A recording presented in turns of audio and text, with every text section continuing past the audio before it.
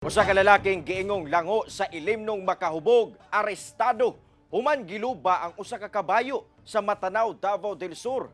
Nakuhaan sab ang sospek og illegal nga droga. Samtang duha ka lalaki sa Zamboanga City nakuhaan og kapin 13 million pesos sa giingong shabu. Ano ang report ni Orgil, relator.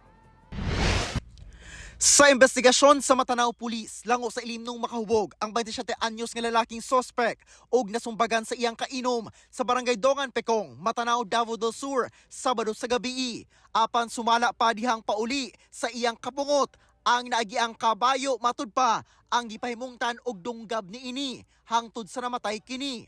Malampusong nadakpan ang sospek apan dihang pagrekisa gawa sa kutsilyong gigamit sa pagdunggab nakuhaan sab kini og sachet sa gituhang shabu.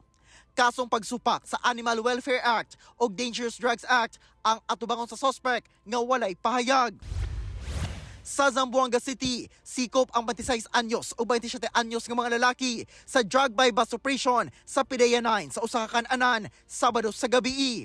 Ang mga dinakpan nga wala nagipanganlan sa otoridad, pulos residente sa barangay Tulungatong sa maong syudad. Nakuha gikan kanila ang 2 ka kilo sa gituwang shabu nga gibanabana mo kantidad sa 13.6 million pesos, usa ka motor ug budal money.